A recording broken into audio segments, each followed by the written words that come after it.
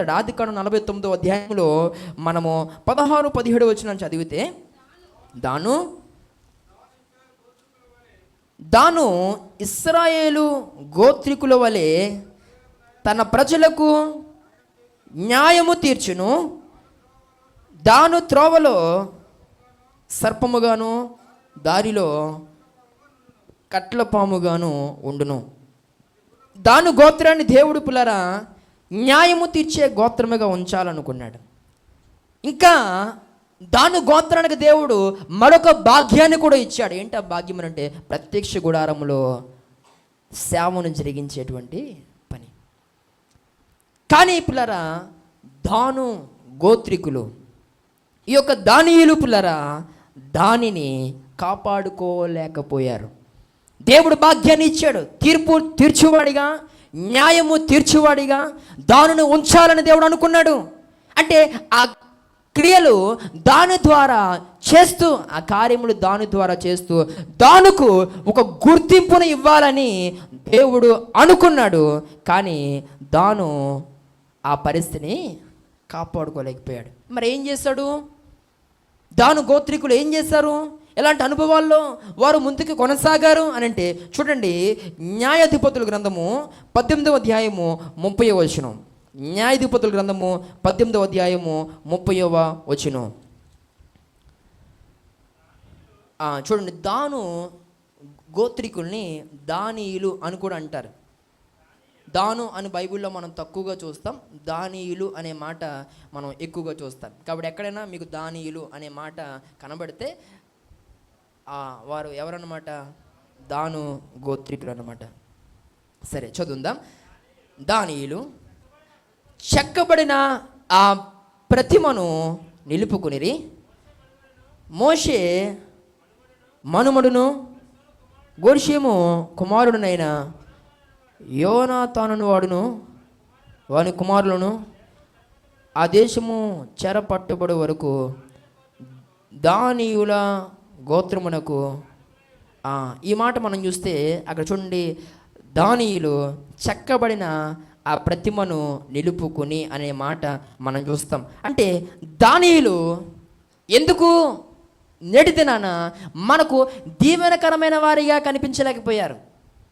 దాను గోత్రాన్ని దేవుడు ఆశీర్వాదకరంగా దేవుడు ఉంచలేకపోయాడు. ఎందుకని అని అంటే ఈ యొక్క దానీయులు దేవుడు ఉన్నతమైన స్థితిని ఇచ్చినప్పటికీ కూడా వారు ఏం చేసేవారట?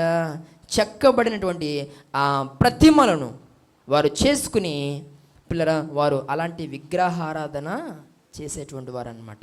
అంటే వీరు విగ్రహాలను చేసుకుని వాటినే పూజిస్తూ, ఇంకా వాటిని పూజిస్తున్న వారితో అనగా అన్యులు అన్నమాట, వారితో వీరేమైపోయారన్నమాట? కలిసిపోయేవారట. అంటే విగ్రహారాధన చేసేటువంటి వారితో కలిసిపోతూ పిల్లల వీరును అదే చేస్తూ దేవుడు ఇవ్వనయ్యున్నటువంటి ఆశీర్వాదాన్ని వారు చేయి జార్చుకున్నారు, పోగొట్టేసుకున్నారు. ఈ ప్రత్యేకమైన సమయంలో ఈ నా మాటలు వింటున్న నా ప్రియ సహోదరి సహోదరుడా, మన ఆత్మీయ జీవితంలో దేవుడు మనకు ఉన్నతమైన పరిస్థితులను మనకి ఇవ్వాలని దేవుడు అనుకుంటాడు. కానీ కొన్ని సందర్భాల్లో మన ఆశలు, మన ఆలోచనలు మనల్ని ఏం చేస్తున్నాయి? పాడు చేస్తున్నాయి. ఈరోజు నీ ఆశలు, నీ కోరికలు, నీ యొక్క తుచ్చమైన అభిలాషలు దేవుడు నీకు ఇచ్చే స్థానాన్ని ఏం చేస్తున్నాయి? చెరిపేస్తున్నాయి.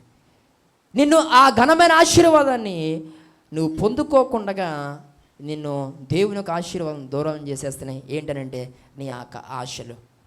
వీరికి ఇలా చేయాలన్న ఆలోచన ఎందుకు వచ్చిందో, ఈ రకంగా ఆ ప్రతిమలు చేసుకుని వాటినే ఎదర నిలుపుకుని వాటిని పూజించే పరిస్థితి, ఇంతగా ఇలాంటి పరిస్థితుల్లోనికి ఈ దానీయులు ఎందుకు వచ్చేసారు అని అంటే ఆశలు, ఆలోచనలు, కోరికలు, తలంపులు. ఈరోజు నా మాట్లాడుతున్న ప్రియ సహోదరి సహోదరుడు గుర్తుపెట్టుకో, దేవుడు జాగ్రత్తగా గుర్తుపెట్టుకో, దేవుడు నిన్ను ఉన్నతంగా దీవించాలనంటే నీ ఆశలు దేవుని ఆశయాలకు దగ్గరగా ఉండాలి. దేవుని స్తోత్రం కలుగునుగాక. నిన్ను దేవుడు దీవించాలంటే నీ ఆశలు ఎలా ఉండాలి? దేవుని యొక్క ఆశయాలకు దగ్గరగా ఉండాలి. దేవుని యొక్క ఆశయం నీ విషయంలో అలా ఇలా కానీ నీ ఆశలు దేవునికి అస్సలు మ్యాచ్ అవ్వవు. నీ ఆశలన్నీ వేరు, నీ ఆలోచనలన్నీ వేరు, నీ తలంపులన్నీ వేరు, నీ పరిస్థితులన్నీ వేరు.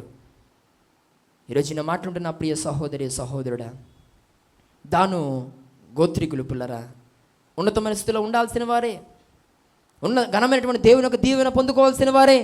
కానీ వారి యొక్క ఆలోచనల వలన, వారి యొక్క ఆశల వలన దేవుని యొక్క ఇచ్చేటువంటి ఆశీర్వాదానికి వారు పూర్తిగా దూరం అయిపోయినటువంటి వారిగా మనము చూడగలుగుతాం. దేవుని స్తోత్రం కలుగునుగాక.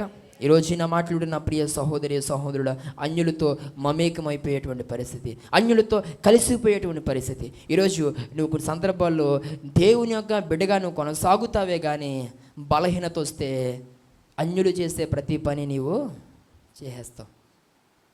తలంటికలతో, ఏమంటే తాళ్ళుతో, మరొకటో ఏదో ఒకటి చేసేసి దాని బారి నుండి బయటపడాలని నువ్వు అనుకుంటూ ఇక ఇదేది కానప్పుడు దేవుని యొద్దకు వస్తున్నావు.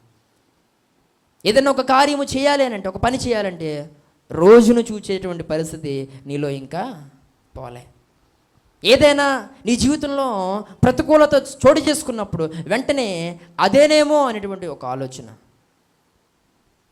ఈరోజు ఈ వాక్యం వింటున్న ప్రియ సహోదరి సహోదరుడా, అన్య తలంపులు, అన్యుల యొక్క ఆచారాలు, వారి సిద్ధాంతాలు, వారి యొక్క నడవడి నీలో ఇంకా పోకపోవడాన్ని బట్టి దేవుడు నిన్ను స్థిరపరచలేకపోతున్నాడని చెప్పడంలో సందేహం ఏమీ లేదు. దేవుని స్తోత్రం కలుగునుగాక. ఏదైనా సరే అది అలా చేయకూడదు అన్నావంటే అది ఎక్కడదనమాట, ఆల్దది.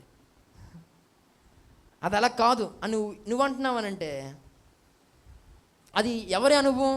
అది అన్యుల యొక్క అనుభవం. ఏదైనా సరే ఇలా చేయకూడదు, ఇలాగే చేయాలని అన్నావంటే నీలో అనుభవాలు ఉన్నాయని అర్థం అన్నమాట.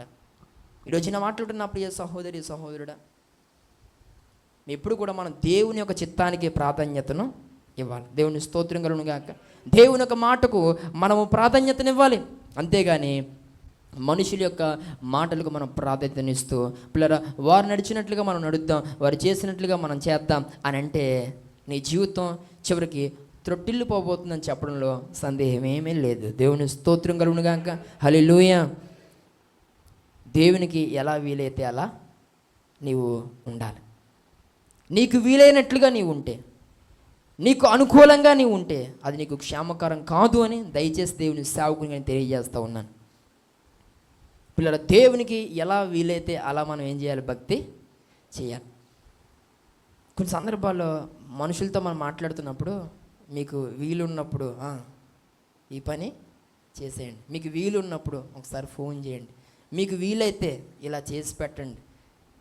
కొన్ని సందర్భాల్లో మనుషుల యొక్క వీలు చూసుకుని నువ్వేం చేస్తున్నావు? ముందుకు వెళ్తున్నావు. వారి వీలును బట్టి వారిని నువ్వు చేయమని అడుగుతున్నావు, లేక వారికున్న వీలును బట్టి నువ్వేదో చేయాలనుకుంటున్నావు. ఈరోజు నేను అంటున్నాను, మనుషులు యొక్క వీలును బట్టి నువ్వు ముందుకు వెళ్తున్నావు, కానీ దేవునికి ఎలా వీలైతే అలా నేను ఉంటాను. దేవుడు ఎలా ఉండమంటే అలా నేను ఉంటాను. దేవుడు ఎలా చేయమని చెబితే అలా నేను చేస్తాను అని నువ్వు ఎప్పుడైనా అనుకుంటూ భక్తిని ఆ విధంగా చేస్తున్నావా? ఈరోజు భక్తి అంటే అర్థం చేసుకోవాలి, దేవునికి ఎలా వీలైతే అలా చేసేదే భక్తి. దేవుని స్తోత్రం కలుగునుగాక. నీకు ఎలా వీలైతే అలా చేసేది భక్తి కాదు. నువ్వేమన్నా దేవునికి ఎలా వీలైతే అలా. ప్రార్థన అని అంటే మోకాళ్ళ మీద నిలబడి 2 చేతులు జోడించి చేసేదే ప్రార్థన. మంచం మీద ఉండి చేస్తున్నావంటే నీకు అలా వీలైంది అలా కొట్టేసావు. దేవుడు ఇలా పడుకుని చేస్తే ఎండండి అని అంటే నేను చెప్తున్నాను, ఎందుకంటే దేవుడు వింటాడు. కాళ్ళు చేతులు పడిపోయి లెగలేని పరిస్థితి ఉంటే దేవుడు వింటాడు. ఈరోజు నేను మాట్లాడుతున్న ప్రియ సహోదరి సహోదరుడా, ప్రార్థన అంటే మోకాళ్ళ మీద, కానీ కప్పలాగా అలాగా ఉన్నావు అని అంటే ఇలా చేస్తే దేవుడు విండండి అని అంటే నేను చెప్తున్నాను, నువ్వు చెప్పడం ఏంటి బోర్డు? నేను చెప్తున్నాను, దేవుడు ఎందుకండో వింటాడు నువ్వు ఎలా చేసినా ప్రార్థన. కానీ దేవుడు నువ్వు ఏ స్థితిలో ఉండి చేస్తున్నావో కూడా చూస్తాడు. మరి అలా ఎవరు చేస్తారు? నడుము విరిగిపోయి ఇక ఎప్పటికీ నిటారుగా నిలవలేని వారు అలా చేస్తే దేవుడు వింటాడు.